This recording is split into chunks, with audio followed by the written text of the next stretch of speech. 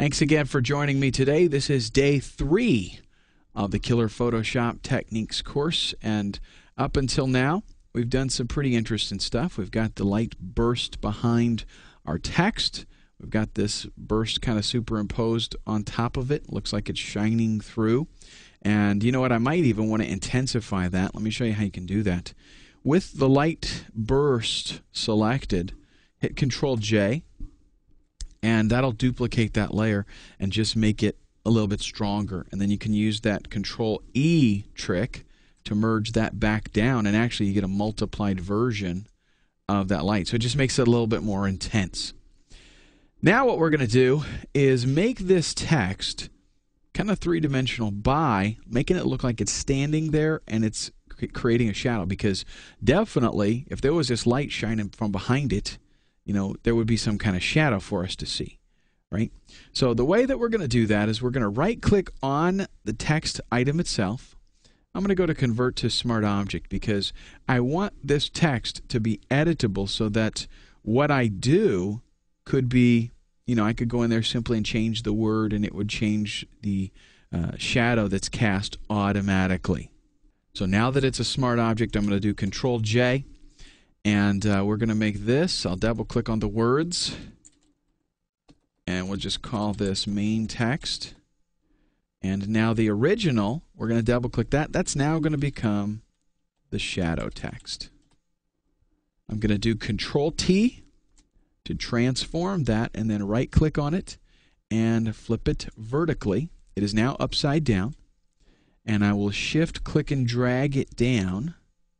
And you want it to be right there at the bottom where it's just touching the letters.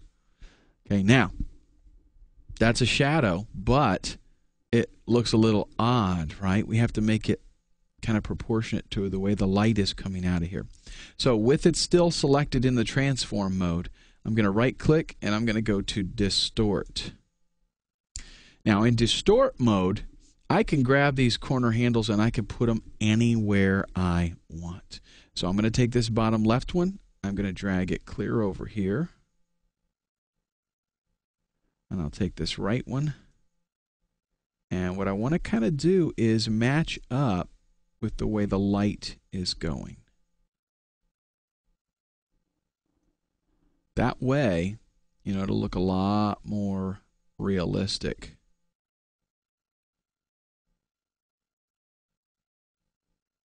You will have to grab the side handles as well, so that you can line everything up. And what you'll find is there's kind of a magic spot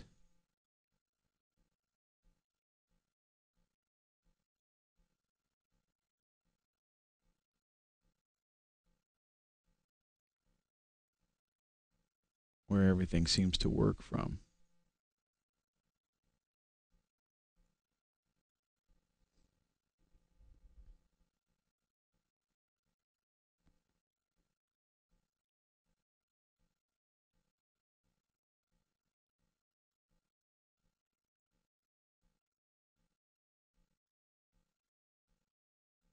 Let's go ahead and see what that looks like. I'll hit Enter.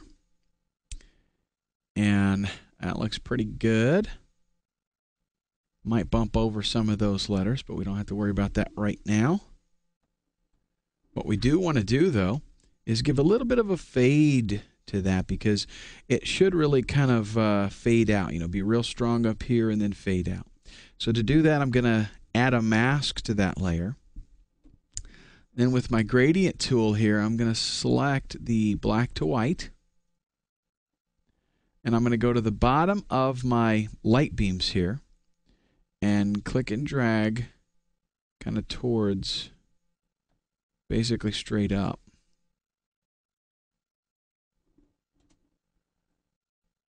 And we want to make sure we have linear selected. And then we'll just click and drag up. And you can see the effect that we get there. It masks out as it gives the appearance of that text fading away, the shadow fading away. Now I actually want to bump over, and really it depends on what font you use.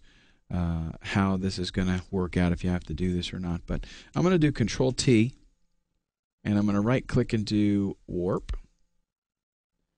And we're just going to kind of click and drag and bump some of those letters over a little bit, just so they line up a little bit better. And let's redo that gradient. There we go. And then, of course, if you want, you could fade the opacity a little bit. But with something as strong as that light, really it should be pretty dark on the bottom anyway. So I don't know how much fading I would do, but you can experiment with it. I kind of like the real strong black right at the bottom at the beginning anyways. Okay, now tomorrow I want to show you how you can add some color to this light and change that color. Basically, make it whatever you want, whatever would fit the composition that you're working on.